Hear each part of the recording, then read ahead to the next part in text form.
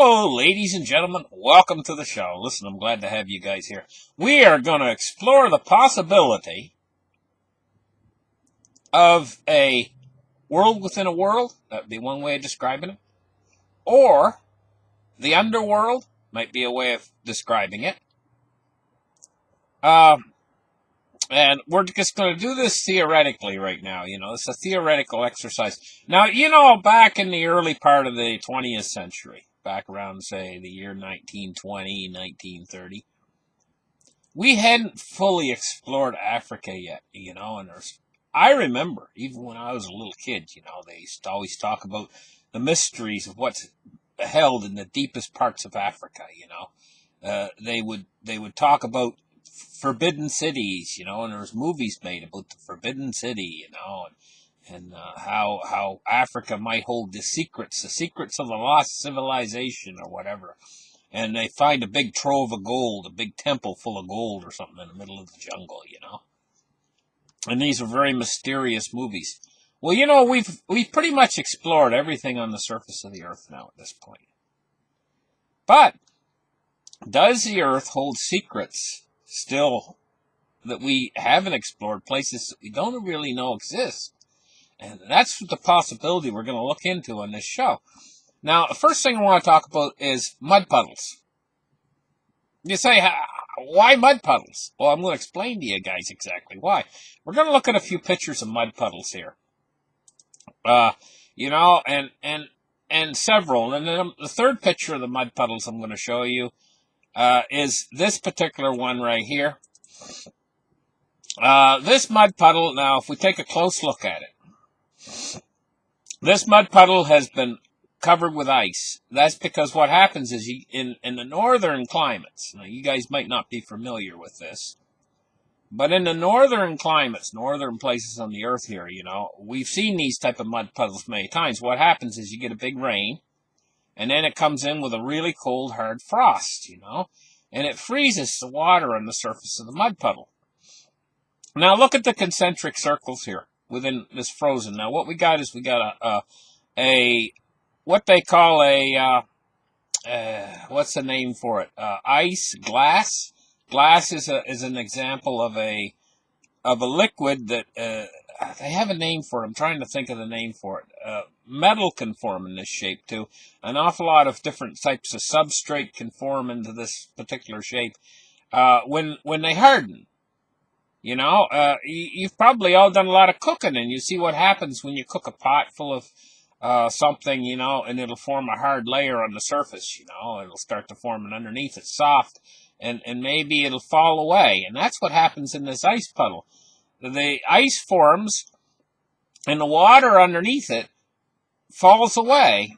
And as kids, we used to like to jump around, and jump on these puddles and smash the ice on the surface, and it was smashed like a window pane.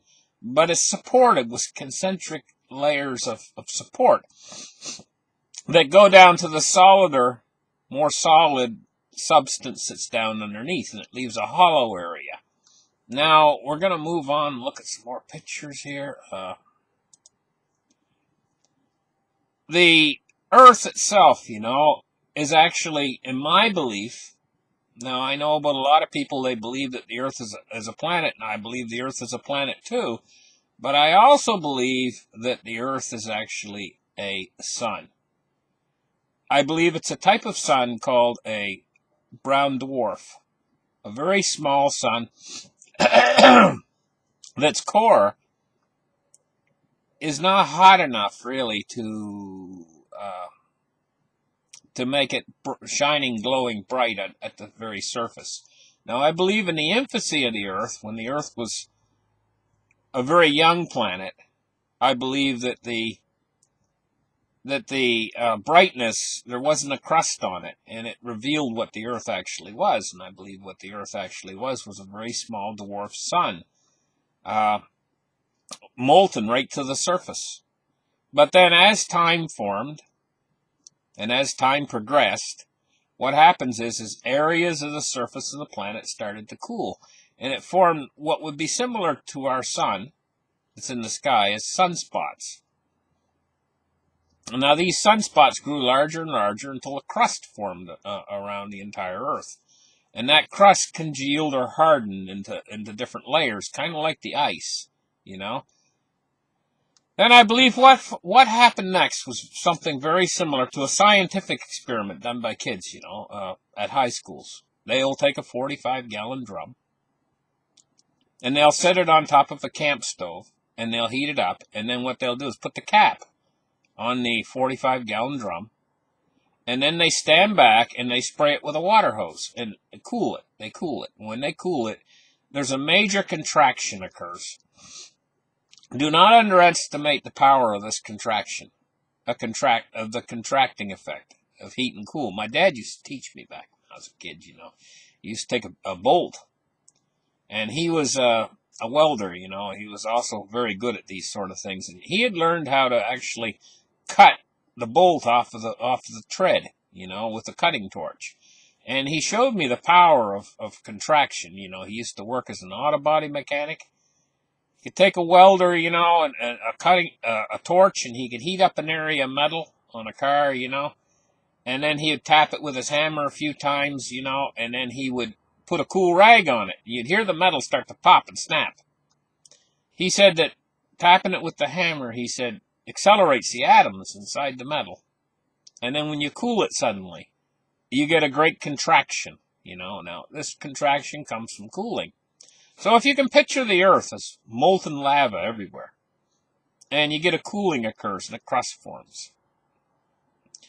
Then later, as that cooling goes deeper, you get a secondary contraction where you can get a separation between the upper cooled crust, which might be as much as 10, they say that the upper crust is from 10 to 30 miles thick, and you could get a cooling contraction underneath that, where a secondary crust forms, and it contracts away from the original crust that's on the surface. So you get a separation here between the inner crust and the outer crust, so you get two crust forms. Deep beneath that secondary crust, the crust that's beneath the first crust, you would have the core of the planet, which is a sun. So you'd have an interior sun. Just like the ancient tales say. The ancient tales depict the Earth as being having an outer crust and having an inner crust with an expansive area separating the two. Of course, as the inner crust pulls away from the outer crust, what you'd have giant columns that wouldn't tear away. So some areas would tear away, and there'd be other areas where this crust would be solid all the way to the core. And so, of course, you would have this voluminous, expansive area. You go down maybe 10, 15 miles deep, and you would hit this area where it's hollow. Well, basically, there's a crust down there, but there might be 2,000-3,000 feet to the ceiling. The ceiling being what we live on. The ceiling would be the surface crust. So you'd have a crust within a crust, and maybe 2,000-3,000 feet high at their ceiling would be the crust that supports us, that we're on. Well, we're on the outer crust. They would be on an inner crust.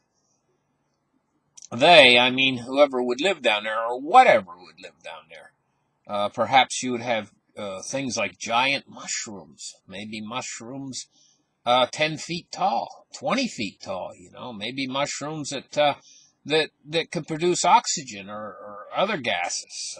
Maybe mushrooms that would be good to eat, that would be 10, 20 feet tall. You might have different kinds of fish down there. You might have fish that walk.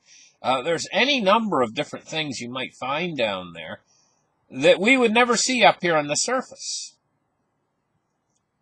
That's all theoretical on my part. Now, I mean, I don't know that this exists down there, but looking at the way that material has a contraction, I would think that going all the way to the core of the Earth, which is thousands and thousands of miles, that you would have a certain amount of contraction as the Earth's crust cooled. And it could yield these lands under a land that could actually be there. So how would you actually go about getting there if you wanted to get there? Well, the tales tell the story of two giant holes, one at each pole. And perhaps these holes formed as the crust started to separate away from the crust with this contraction. There would be displacement. Voluminous amounts of air would have to run in around this displacement. And the most likely spots where the air would rush in to settle off this displacement would probably be on the poles. Well, how big would these holes be? Well, knowing the size of the Earth, they'd probably have to be at least 100 meters across, or 300 and some odd feet across the holes, I would think, in my mind, you know. Now, some of these depictions show these holes as possibly being much larger, but I don't think they're that large. I think they're probably smaller, and they probably lead directly into this hollow second Earth, or this world within a world. But how far down would it be? Well, they say the crust on the Earth is 10 to 30 miles thick. So we're going to figure in the middle of that. We're going to say, what if it's 15 miles down? So how would you get into this world within a world? Well, there's probably cracks and fissures within the Earth's surface at different places on the Earth that lead into this world within a world. But let's think about it. If you were to take one of these cracks and fissures, if a cave were to lead down into the world within a world, it wouldn't be going straight down, first off. It'd probably lead you down at about a 5-degree angle. And so, if you figure that 5 degrees into traveling 15 miles straight down, you'd be traveling at an angle, so you'd be traveling a lot longer distance. With about a 5 or 6 degree incline, and possibly having to manage your way down through cracks and fissures, and maybe have to have some sort of a like the cavers use, very similar to the rock climbers use, different types of implements where they would use ropes and everything to lower themselves down cave walls and stuff like that. Thinking about that, you know, for a minute, you'd probably have to travel, it would be hundreds of miles at a 5-degree angle, you know. If you're going down 15 miles, if you're straight down, that's the way the crow flies, that would be directly down, like if you're falling down a shaft, but you're traveling at a very oblique angle, so it would be much, much longer. So you'd probably be meandering along in there, and it would be rough going. You'd be lowering yourself down rock faces, and then you'd walk along for a ways at a 5 or 6 degree angle, and you'd have to stop again, you know, and it would probably be, you'd probably only make 3 or 4 miles a day if you're really good, you know, maybe 2 miles a day. And you would probably take you weeks, because it would probably be like 300-400 miles you'd have to travel in this underground network of systems, you know, as you slowly descended lower and lower down that 15 miles. It would be a bigger feat than climbing Mount Everest. And as you were descending, you'd probably see more and more strange life forms. It would be very similar to movies that they've made, like Journey to the Center of the Earth and movies like that, you know. And, you know, these movies have a certain basis, maybe not so much in fiction, but in an idea that hasn't really manifested itself in people believing that this is actually true. I don't know how to express the idea I got going through my head right now, but behind our religions, they talk about an area on the earth where they have devils and pitchforks. People are being thrown into lava pools, you know. And of course, if we did have a subterranean world within a world, you know, there would probably be areas within that world where there would be lava pools and because they're directly closer to the core, and where there would be a lot of hot gases and things, it could be described as hell, and maybe people have made their way down in ancient times into these bowels of the earth and entered into this land within a land, and perhaps they were met with a civilization that they didn't understand. I just don't know. I'm just guessing at all of this, and it's fun to speculate about it too. But what would be the quickest way to get into this core of the earth if there was an entrance? Say at the poles there was some sort of a hole that led directly down, straight down. Well, the quickest and easiest way would be to fly into that hole. But the kind of airplanes that we have, say the hole is 100 meters across or 300 feet across, kind of airplanes we have rely upon forward thrust. And I don't think that they could fly down, straight down that far, it'd be like a nosedive. I don't know if they could nosedive into that, going down. And what about the pressure change, atmospheric pressure change? How would that affect a winged craft? Not exactly sure, but there would definitely be a change in pressure, because if you were to go down deep into the Earth's core, it would get hotter because you're getting closer to the core, so the temperature would increase. And also, there would be a change in atmospheric pressure. The atmospheric pressure would definitely be greater down there, And this could have a profound effect upon what kind of flora and fauna or plant life that would grow down beneath the ground, Also, you have to take into consideration the darkness down there. What kind of plants would grow good in that kind of a darkness, with a high atmospheric pressure. So it's a very interesting subject to think about. Is it true or is it not true? Is there really a world within a world? Well, looking at the way the world would have cooled, I would say, in my estimation, that it's entirely likely that areas could have separated beneath the Earth's core from the surface crust and formed a secondary crust down at a lower depth. And in fact, water, not just air, water would be a secondary thing that would escape into this secondary world down there. And being as the way gravity works, I would expect there would be a lot of water down there. A lot of our water. Possibly more water than exists in our oceans that we have on the surface might exist in these subterranean worlds within a world. So it's a very interesting subject to explore. It would be the last frontier. It would be like Africa was back in the early part of the 20th century, before we had fully explored Africa.